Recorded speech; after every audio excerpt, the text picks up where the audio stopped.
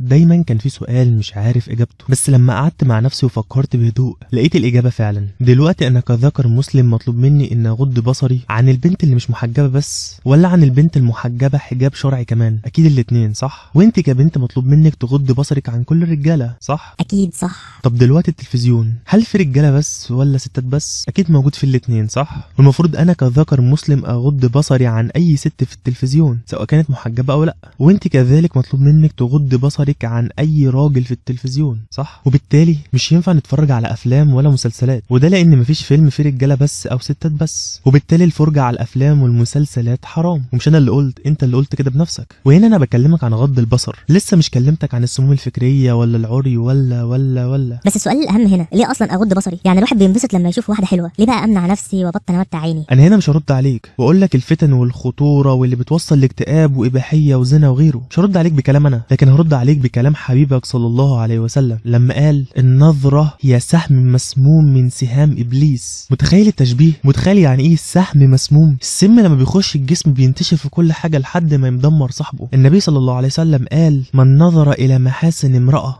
ثم غض الطرف عنها اورثه الله عباده يجد حلاوتها في قلبه. وهنا بيتكلم عن نظره الفجأة، لما تكون ماشي وفجأة تشوف ست فانت ساعتها تغض بصرك على طول، ربنا ساعتها بيكافئك بشكل عظيم. وعشان تكون عارف الحكم في غض البصر صح، ربنا قال في كتابه الكريم كل المؤمنين يغضوا من ابصارهم، ومش للرجاله بس الحكم ده، لا ربنا قال برضو كل المؤمنات يغضضن من ابصارهن. اياك تفتكر ان الموضوع صعب، الحرب بينك وبين الشيطان سجال، يعني مره هيكسبك ومره هتكسبه، ومش عايزك تهمد ولا تبطل غير لما تدي الشيطان على عينه وتفوز بالمعركه وتغض بصرك وتصون قلبك وتجد الحلاوه في صدرك والنور في وجهك. طب نعمل ايه بقى عشان نقوي نفسنا؟ لازم تشحن نفسك يا صديقي، لازم تسمع مقاطع وعظيه كتير عشان قلبك يشع نور. واحب ارشح لك سلسله على فين يا شباب للدكتور حازم شومان، عظمه والله العظيم. لازم تحوط نفسك بالصالحين، ولو مش عندك صحبه صالحه اجتهد ودور عليهم، زي ما قلنا في فيديو الصحبه دول اللي هياخدوا بايدك للجنه. وافهم بالله عليك انك لازم تبني طريق جنتك بايدك، ويا تبيع الدنيا بكل اللي فيها من شهوات وملذات عشان الاخره، يصدقني هتلاقي نفسك بتبيع الاخره عشان نظره ولا تسوى. فخلينا نغض بصرنا ونبطل نتفرج على التلفزيون والافلام ونقرب من ربنا عشان يحبنا ويرضى عنا. فانا صديقي حبك في الله، سلام.